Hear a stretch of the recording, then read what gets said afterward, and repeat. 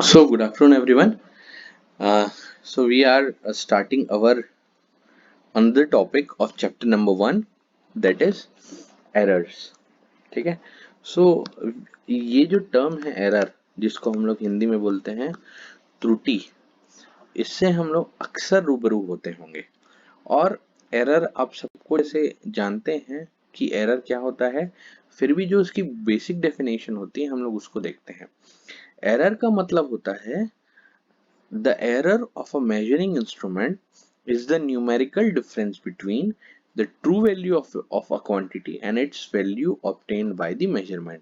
इसका मतलब क्या होता है, मान के चलिए अगर इस अगर इस पर्टिकुलर टैबलेट की लेंथ हमारी कितनी है 4 मीटर की, लेकिन मैं जब इसे नाप रहा हूं और ये ट्रू वैल्यू है, इसकी क्या वैल्यू है, ट्रू वैल्यू है, लेकिन जब मैं मेजर करता हूं तो मेरे को ड्यूरिंग मेजर्ड वैल्यू अगर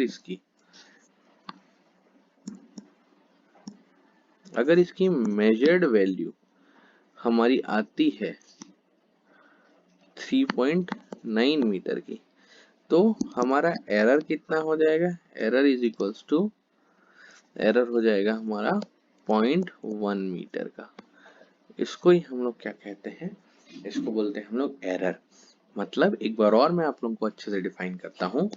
एरर का मतलब होता है error of a measuring instrument is the numerical difference between the true value of the quantity and its value obtained by the measurement. ठीक है.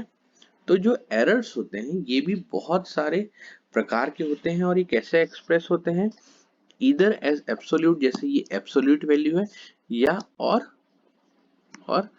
In terms of percentage of error, मतलब 1% का error, 2% का error, 3% का error, या तो exact value या जिसको बोलते हैं हम लोग एब्सोल्यूट वैल्यू के टर्म से हम लोग एरर को क्या करते हैं, मेजर करते हैं. अब हम लोग ये देखेंगे, कोशिश करेंगे कि what are the different types of errors available. तो जो एरर्स अवेलेबल हैं या जो बेसिक एरर्स होते हैं वो हमारे कौन कौन से होते हैं. पहला होता है हमारा ग्रॉस एरर, दूसरा होता है हमारा सिस्टमैटिक एरर. अब ये जो सिस्टमैटिक एरर होता है ये भी बहुत सारे अलग अलग प्रकार के होते हैं जिसको हम लोग पढ़ेंगे, है ना. अगर आपको और अच्छे से समझना है तो ये एरर जो होता है ये पहला होता है इंस्ट्रूमेंटल एरर. सिस्टमैटिक एरर में इंस्ट्रूमेंटल एरर एक एरर. दूसरा एरर है हमारा क्या, एनवायरमेंटल एरर, तीसरा है हमारा ऑब्जर्वेशनल एरर. ये 3 टाइप के बेसिक एरर सिस्टमैटिक एरर्स के अंदर आते हैं. और तीसरा है हमारा रैंडम एरर,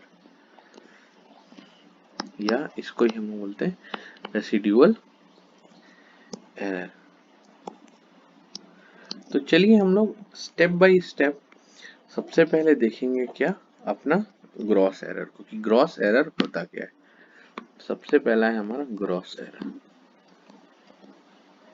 जो ग्रॉस एरर हमारा होता है ये क्यों होता है, किस कारण से एरर होता है. तो जो ग्रॉस एरर होता है it is basically due to the human mistakes in reading और यूजिंग इंस्ट्रूमेंट्स और errors in the recording observations. मतलब ये बेसिकली क्या एरर है हमारा, ह्यूमन मिस्टेक्स. क्या है, ह्यूमन एरर है, या हम लोग इसको बोल सकते हैं ह्यूमन मिस्टेक्स. ये कब ह्यूमन मिस्टेक्स होती है, जब हम लोग ऑब्जर्वेशन ले रहे हैं, when we are taking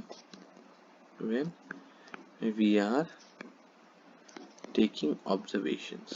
जब हम लोग ऑब्जर्वेशन ले रहे हैं तो उस समय ये जो एरर्स रिकॉर्ड होते हैं या एरर्स आते हैं इंस्ट्रूमेंट्स में, है ना, इसका कारण क्या होता है. जैसे अगर हम लोग एडजस्टमेंट उस पर्टिकुलर इंस्ट्रूमेंट की प्रॉपर नहीं कर पा रहे हैं।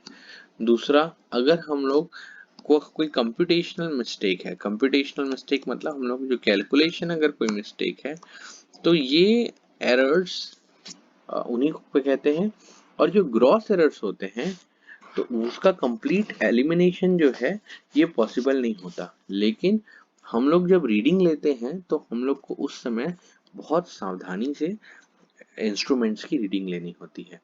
तो ग्रॉस एरर्स कौन से हो गए? ग्रॉस एरर्स ऐसे एरर्स हो गए जो कि ह्यूमन मिस्टेक्स के कारण से एरर्स होते हैं जब हम लोग किसी भी ऑब्जर्वेशन को रिकॉर्ड करते रहते हैं तब। ठीक है, तो ये क्लियर हो गया। अब हम लोग का दूसरे टाइप का जो एरर है वो है हमारा systematic error. What is systematic error? तो ये जो सिस्टमैटिक एरर है, सिस्टमैटिक एरर्स जो होते हैं ये ऐसे एरर्स होते हैं जो कि शॉर्टकमिंग्स के कारण से आते हैं।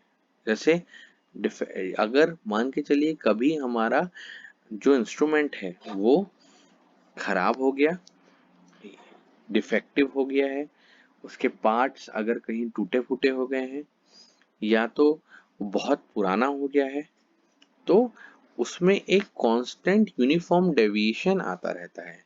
तो इस टाइप के एरर को हम लोग बोलते हैं सिस्टमैटिक एरर। अगर हम लोग एक प्रॉपरली डिफाइन करने की कोशिश करें तो ये किसके कारण से आ रहा है? या तो due to the defective parts, दूसरा worn आउट पार्ट्स मतलब टूटे फूटे, और तीसरा या तो एजिंग इफेक्ट। एजिंग इफेक्ट का मतलब होता है कि अगर ये बहुत पुराना हो गया है, तो इस कारण से ये बेसिकली सिस्टमैटिक एरर्स आते हैं। और अगर हम लोग इसको डिफाइन करने की कोशिश करें तो a constant uniform deviation of the operation of an instrument, मतलब एक कांस्टेंट यूनिफॉर्म डेविएशन अगर हमारा इंस्ट्रूमेंट में आ रहा है बार बार जब हम लोग ऑब्जर्वेशंस को रिकॉर्ड कर रहे हैं, तो उस टाइप के एरर को हम लोग बोलेंगे सिस्टमैटिक एरर। अब जैसे कि हमको पता है कि सिस्टमैटिक एरर्स 3 प्रकार के हैं। तो पहला है हमारा इंस्ट्रूमेंटल एरर। तो लेट अस डिस्कस कि ये इंस्ट्रूमेंटल एरर क्या होता है। तो ये जो एरर होता है ये ऐसा एरर अगर उस इंस्ट्रूमेंट के मैकेनिकल स्ट्रक्चर के कारण से आया। मैकेनिकल के स्ट्रक्चर का मतलब कि अगर उसके कोई पार्ट्स टूट गए हैं, फूट गए हैं, तो अगर उसके कारण से या मिसयूज हो गए हैं या हमारे लोडिंग इफेक्ट के कारण से उनमें प्रॉपरली कैलिब्रेशन नहीं हो पाया है या वो स्टैंडर्ड के अगेंस्ट कैलिब्रेट हो गए हैं, या जो करेक्शन, अगर करेक्शन फैक्टर हम लोग अप्लाई कर रहे हैं इंस्ट्रूमेंटल एरर में, तो उसके कारण से मतलब अगर उसके कारण से आ गया है या उसके पार्ट्स में थोड़ा बहुत ऊपर नीचे हो गया है, तो उस कारण से ये इंस्ट्रूमेंटल एरर आ रहा है। तो इन एरर्स को कैसे अवॉइड कर सकते हैं?